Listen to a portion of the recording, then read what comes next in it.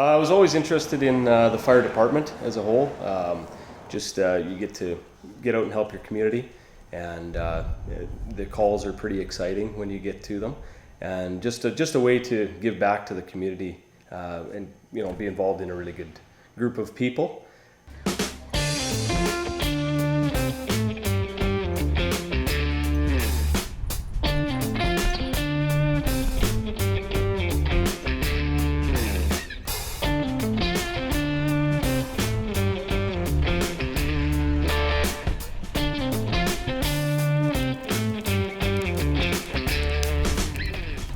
Dad joined the fire department when I was quite young, and I always kind of looked up to him for being on the fire department, and knew when I was older that I wanted to do that, help out. Actually, all my friends were doing it, and they were bugging me to do it, and then I ended up getting in a car wreck one night, and they all had to come get me out from underneath the car. So after that, Dallas, just chief at the time, just asked if I wanted to stick around, and been a dream ever since. Well, a big benefit I think for me personally is just again being able to give back to the community and to help people in need. I mean, you're showing up at calls when people are in a lot of times it's kind of their worst day, whether it's at their house or in the car where they have an accident. We're there to help them out. So again, it's the benefit to me is being able to kind of help people in those times of need. Give or take about an 80 call average. So we are a fairly active department. Plus we do have training throughout the month that we have to attend. So again, it is a large time commitment. But yeah, it at times, particularly spring and fall, especially in the fall when it's that first snowfall hits, we tend to see larger call volumes. So at those times it can be definitely difficult to juggle, the family life and the work commitments with the fire. But again, I think it's kind of it's something we've all signed up for, and we enjoy it. So we don't, I don't think anybody here would see it as a burden at all. It's just something we're used to, and we work with it. So yeah, in terms of our equipment, we're equipped with 2 pumper trucks, a rescue truck. We also have a 1-ton brush truck, a Zodiac snowmobile, and we're recently acquiring a side-by-side to assist with grass fires, which we deal a lot with being in a rural community.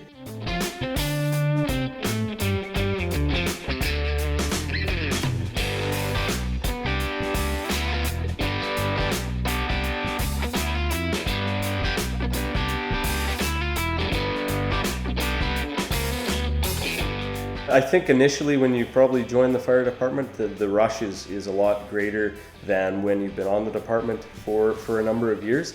But it definitely, when you attend those larger calls and you get that shot of adrenaline. And I don't think there's anybody that would say they don't enjoy that, just that initial shot. But it's it's the anticipation of not knowing, I guess, what you're going to show up to.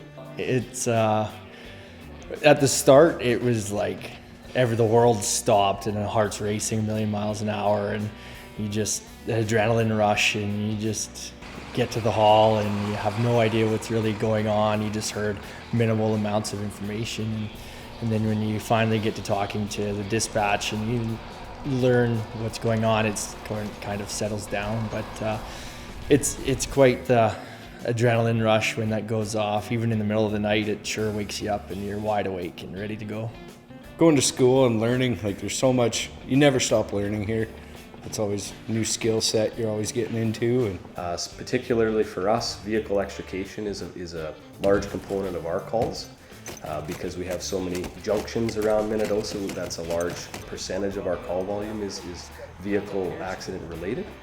So we do a lot of vehicle extrication training on the side. We do a lot of in-house training.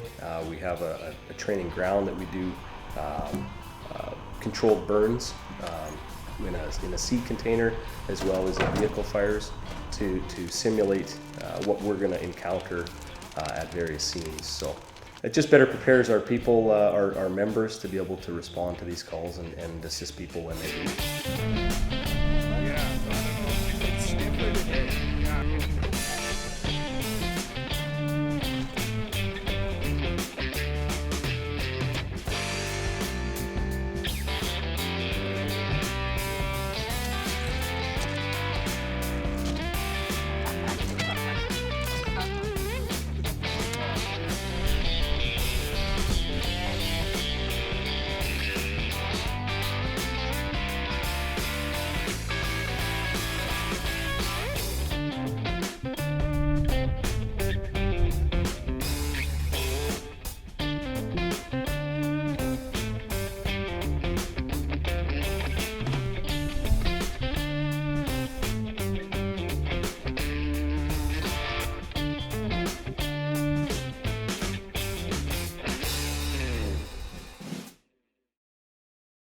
think the hardest part about it is showing up to incidents directly around the Minnedosa area, because we're such a tight-knit community. You never know if it's going to be one of your friends or family, or who you might be coming to at an accident or even a fire. You know, it's quite devastating to have someone you know lose everything they've got in a fire. So that's probably the hardest part, is just the tight-knit community and knowing the people here. I would say within the smaller rural community is the anticipation, or the realization that you're going to probably over your career as a firefighter come across somebody that you know, just because it is a smaller community. You're not dealing with a city of 50 or 200,000 people here. It's 2,500 in Minnedosa, and then the surrounding municipalities maybe another couple thousand. So at some point, I think we all have a realization we're going to show up and maybe know somebody at that call. So I think that would be probably the hardest part. But you look out for that if you attend those calls and try to ward off the people if you know that they're going to know the people involved. So you always see the images in your head, or you don't really feel like sleeping in case you have a bad dream. But yeah, for the most part, we all lean on each other here.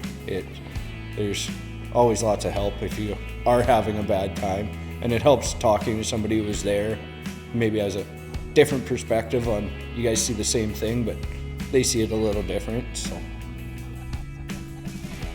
they get together and tell jokes and talk about our week, and just try to keep our minds off of it sometimes, and just keep spirits up. And it's good to have guys keeping your spirits up and really help you through no matter what has happened, help you through that. It keeps the morale up if everybody's laughing, and even you get to some calls, we have a little bit of a dark sense of humor. Just kind of takes the edge off of everything, get your mind off everything. And even like you said, with you being at training, it makes it funner if you're laughing, having a good time, and still take it seriously, but you got to smile through it too. So